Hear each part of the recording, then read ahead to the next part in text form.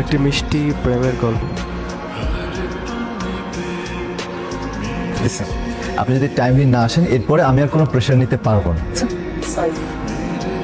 কি হচ্ছে না চৌবিশের এত গল্প কিসে? ম্যাম তো ঝাড়ি দিচ্ছিলাম। ও এই তোমার ঝাড়ি, এত মিষ্টি করে ঝাড়ি দিলে পরের দিন ওই মেয়েটা এসে তোমাকে প্রপোজ করবে।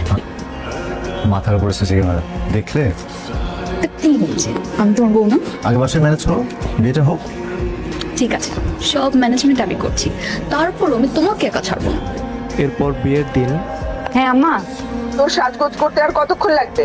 আম্মা আমি একদম রেডি। তুই এখন তাড়াতাড়ি আয়, সবাই তো ওয়েট করতেছে। আচ্ছা তুমি একটু হ্যান্ডেল করো, এই যে ফুলগুলো আসুক, ফুলটা পরে চলে আসতেছি। কিন্তু মেয়েটির কপালে সুখ লেখা ছিল না। এটা না পাইছি। এই দাঁড়া, ধর কিছু। সরি ভাই, আমি কিছুই বুঝতে পারছি না। সরি ভাইয়া, এখন কিচ্ছু বুঝো না, আমি এখন ভাইয়া হয়ে গেছি। ফেসবুকে এত ছবি পাঠাইছি, এত কিছু, আর এখন আমি ভাইয়া হয়ে গেছি, তাই না?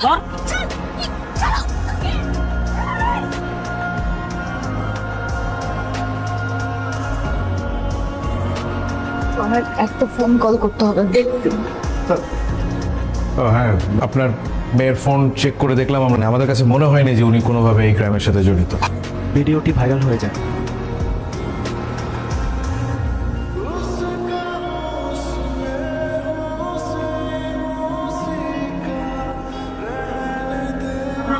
দেখুন, এটা একটা দুর্ঘটনা। আমার মেয়ে কেমন আমি ভালো করেই চিনি। কাউকে তো আমরাও চিনি, বিষয়টা সেটা না। কি হয়েছে? কি হয়েছে? নিধনের বাপ ফোন করেছিল, আরো সময় চাচ্ছে তারা, আর সময় তো চাবে, মেয়েটা এখন ভাইরাল।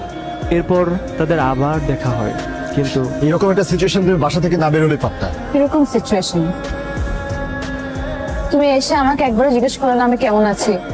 সিচুয়েশন মানে এই যে তুমি সিক, মাত্র একটা ঘটনা ঘটে গেল, বাসায় একটু থেকে রেস্ট নিতা। আমি না বুঝতে পারছি না, আমি কি ক্রিমিনাল? আমি তো কিছু করি নাই। তুমি এই ধরনের কথা কেন বলছো? তুমি কি জানো না আমি যদি কিছু করে থাকতাম তাহলে করে আমাকে ছেড়ে দিত? তো সেজন্য আমার ফ্যামিলি একটু টাইম চাচ্ছে, তো তাদেরকে টাইম দে একটু। তুমি আমাকে একটা কথা সত্যি করে বলো তো, মানে সময়টা কি তোমার পরিবার চাচ্ছে নাকি তুমি চাচ্ছ? তুমি কি আমাকে চেনো না? আমার উপর কি বিন্দু পরিমাণ আস্থা নেই তোমার? রাস্তা থাকবে না কেন? জাস্ট এটা টাইমের ব্যাপার। ফ্যামিলি টাইম চাচ্ছে, আমি না, তাদেরকে টাইমটা দেই, দেন আমরা এটা নিয়ে ডিসকাস করব। ঠিক আছে, ভুল আসলে আমারই। আমি বোকার মতো একটা তাড়াহুড়া করে ফেলেছি। তুমি এবং তোমার ফ্যামিলির সময় চাচ্ছে না? সময় নাও, প্রচুর সময় নাও। আর আমার মনে হয় আমারও সময় নেওয়া উচিত, সময় নিয়ে ভাবা উচিত আমি কাকে বিয়ে করছি আর আমার হোল লাইফ কেমন পরিবারের সাথে কাটাতে যাচ্ছি। থ্যাংক ইউ আমার সাথে এসে দেখা করার জন্য, আর কখনো ডাকবো না। সত্যি এটাই হয়তো বাস্তব। জাস্ট এইচআর ডিপার্টমেন্টে পাঠিয়ে দিই। মিস নাজিয়া, আপনার সাথে ঘটে যাওয়া ঘটনা নিয়ে আমরা এক্সট্রিমলি সরি। আসলে এই ঘটনা ঘটার পরে অ্যাকচুয়ালি বুঝতে পেরেছি স্যার, আমি তো এখন ভাইরাল হয়ে গিয়েছি। আমার রেপুটেশন আপনার এই প্রতিষ্ঠানের রেপুটেশনের সাথে যাচ্ছে না। নো প্রবলেম, আমি নিজেই রেজিগনেশন লেটারটা দিয়ে দিচ্ছি।